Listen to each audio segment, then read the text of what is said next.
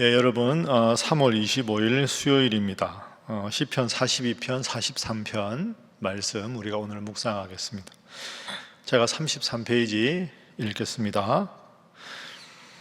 42편의 시인은 자신의 영적 갈급함을 사슴이 목마름을 해결하고자 시냇물을 찾아 헤매는 모습에 비유합니다. 그가 의지하는 하나님은 살아계신 하나님이었습니다. 그는 지금 하나님과 멀어져 있는 상태입니다. 이런 기회를 틈타 사람들은 내 하나님이 어디 있느냐 하고 도전해 온 것입니다. 시인은 이전에는 무리를 인도하던 사람이었던 자신을 떠올리며 영적으로 하나님과 소원해진 현실에 마음 아파하고 있습니다. 43편의 시인은 영적으로 침체되어 낙심, 불안, 초조의 상태에 있습니다. 그는 자신의 영혼을 향해 어찌하여 낙심하느냐는 책망과 함께 오직 하나님께 소망을 두라고 선포합니다. 비록 참담한 현실과 원수들의 비방 속에서 낙심과 불안 중에 있을지라도 오직 살아계신 하나님을 바라볼 때 회복될 것임을 다시 확인합니다. 시편 42편, 43편입니다. 여러분 성경 시편 42편의 표제 보시면 고라 자손의 맞서길 인도자를 따라 부르는 노래 이렇게 되어 있죠. 그 바로 위에 보면 제2권 이렇게 되어 있습니다. 시편이 몇 편까지 있습니까? 150편까지 있죠. 그런데 이 시편은 이제 150편까지 한 권인데 그걸 5개 분책된 5권입니다. 1편부터 41편까지가 1권이고요. 42편부터가 2권입니다. 그리고 73편부터가 3권, 그 다음에 90편부터가 4권, 107편부터가 5편, 5권, 5번째. 그래서 시편이라는 한 책이 5개의 책으로 나누어지는데 그 중에서 두 번째 책이 시작되는 것이 42편입니다. 이제 한 책이 분량이 많아서도 그런데 왜 굳이 5개냐? 그것은 창세기, 출애굽기, 레위기, 민수기, 신명기, 모세오경의 구조를 그대로 따라서 시편을 5권으로 나누었다.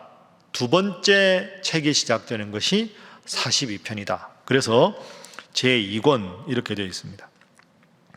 여러분 제1권 우리가 어제까지 묵상한 말씀은 그러면 총 몇 편일까요? 41편이죠. 42편부터 2권이니까 41편의 제1권 시편 중에서 무려 37편이 다윗의 시편입니다. 그래서 1권은 주 저자가 다윗이다.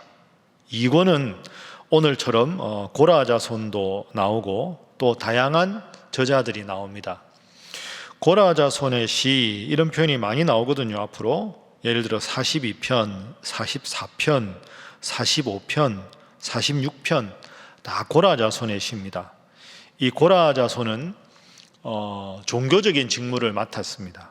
특별히 그 예배할 때 우리로 말하면 찬양대, 찬양팀, 그러니까 예배 시간에 찬양 담당자들이 고라 자손입니다. 그러다 보니까 시편이 곡조로 하나님 앞에 기도로 찬양하는 곡이잖아요. 고라 자손이 그 책무를 맡았기 때문에 고라 자손의 시라는 표현이 많이 나오는 거죠.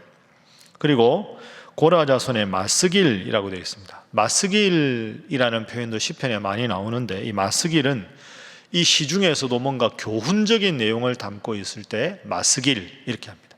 그럼 고라 자손의 맞서길이라는 말은 예배 찬양 담당자들인 고라 자손이 교훈적인 내용으로 시를 쓰고 곡을 붙여서 하나님께 노래한 시편 이런 뜻으로 이해하시면 되겠습니다. 그리고 또 한 가지 여러분이 기억할 것은 오늘 42편, 43편인데요. 42편에 5절 보십시오. 유명한 구절인데요. 내 영혼아 내가 어찌하여 낙심하며 어찌하여 내 속에서 불안해하는가. 너는 하나님께 소망을 두라. 그가 나타나 도우심으로 말미암아 내가 여전히 찬송하리로다. 이 5절이 11절에 그대로 반복이 됩니다. 내 영혼아 나오지요. 그리고 43편 마지막 절 5절 보십시오. 내 영혼아 내가 어찌하여 낙심하며. 그러니까 42편과 43편은 같은 구절이 3번 반복된다. 그래서 사실은 학자들은 42편과 43편이 원래 한 편이었다. 그런데 분량상 2편으로 나누었다. 이렇게 봅니다.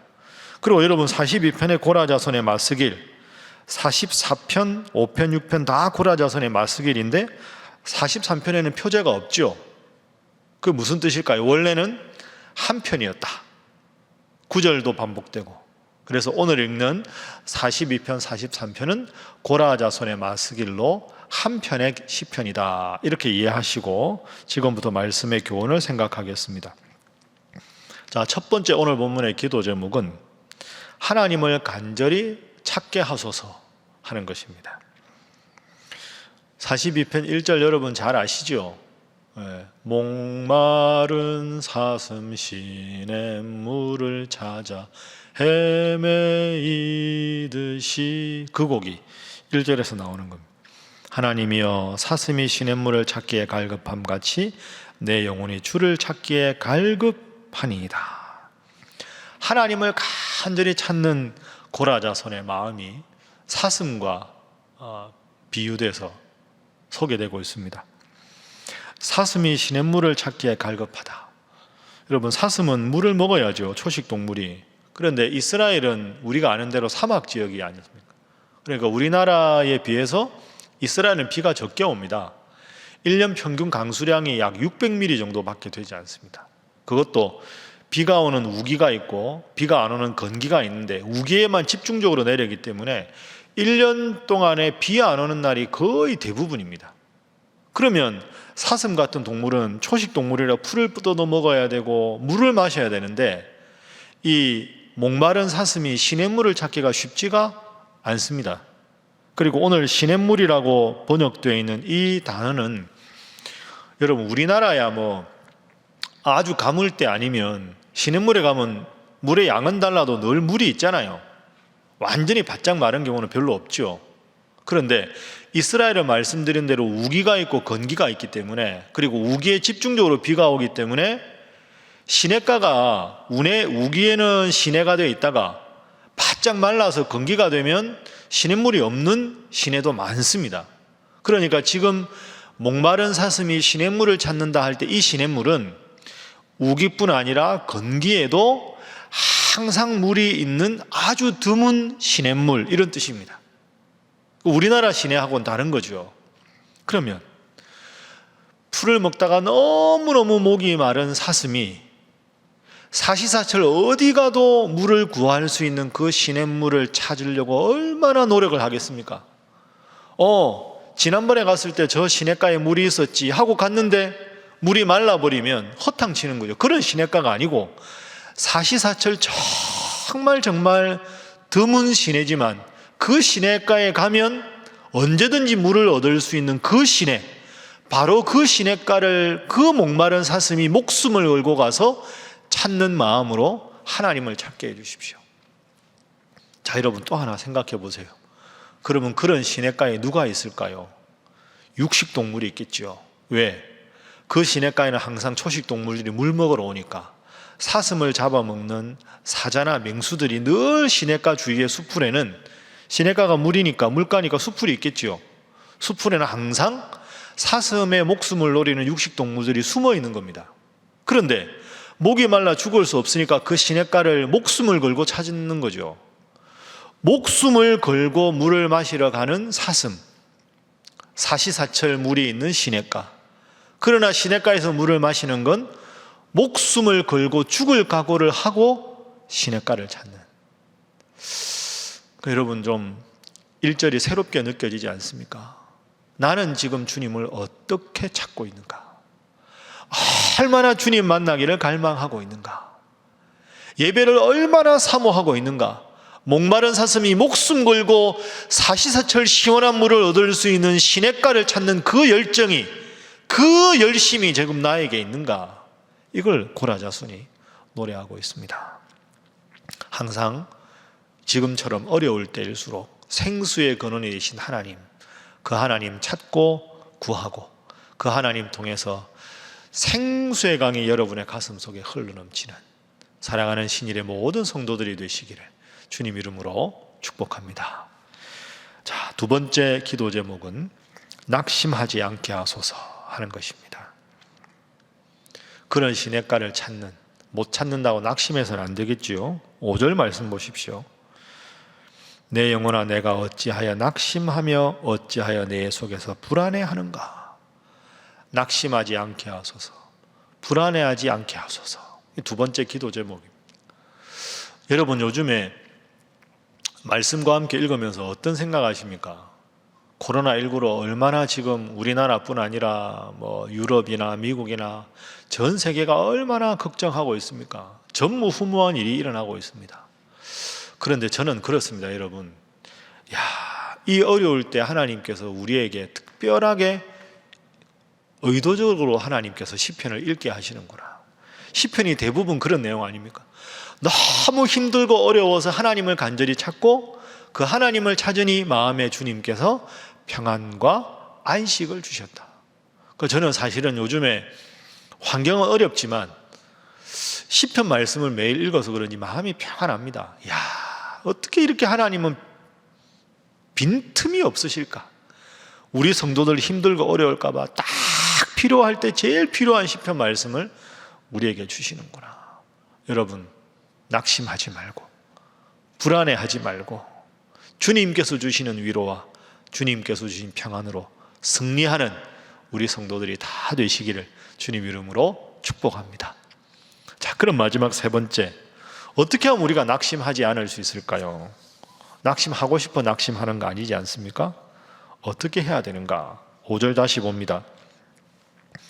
내 영혼아 내가 어찌하여 낙심하며 어찌하여 내 속에서 불안해하는가? 낙심에 대한 해결책입니다. 너는 하나님께 소망을 두라. 그가 나타나 도우심으로 말미암아 내가 여전히 찬송하리로다. 아멘. 그 세 번째 기도 제목은 하나님께 소망을 두게 하소서 하는 것입니다. 내 속에서 나를 보면 불안해하지만 하나님께 소망을 두면 하나님이 도우심으로 내가 오히려 하나님을 찬송한다. 42편 5절, 42편 11절, 43편 5절 반복이 됩니다. 그래서 43편 4절 보십시오. 그런즉 내가 하나님의 제단에 나아가 나의 큰 기쁨에 하나님께 이르리이다. 하나님께 나가서 예배하겠습니다. 하나님이여 나의 하나님이여 내가 수금으로 주를 찬양하리이다. 여러분 이런 예배에 대한 갈증이 여러분들이 있으십니까? 신일교회 예배당에 가서 하나님 앞에 이제 뜨겁게 찬송하리로다. 더 간절하게 하나님께 예배하리로다. 지금 시편의 이 기자의 마음이 바로 우리의 마음입니다. 여러분 오늘 말씀을 정리합니다. 목숨 걸고 사시사철 시원한 물이 있는 그 물가를 찾는 사슴의 그 갈급함이 내 속에 주님 있게 하시고 환경 바라보며 낙심하지 않게 하시고 소망을 주님께 두고 주님 앞에 예배하는 성도 되어 어렵고 힘든 상황 속에서도 주님 때문에 기쁨의 눈물을 감사의 마음을 갖게 하소서. 또 그런 여러분들 오늘 하루 되시기를 주님 이름으로 축복합니다. 함께 기도하겠습니다. 하나님 간절히 찾게 하시고 환경 때문에 낙심하지 않게 하시며 늘 예배자의 삶을 살아가며 우리 예배당에서 예배드리는 날을 간절히 기대하며 기도하게 하여 주시고 이 어려운 때 더욱더 주님 찾는 우리 신일의 모든 성도들이 되게 하여 주옵소서. 다 함께 주님 앞에 기도하겠습니다.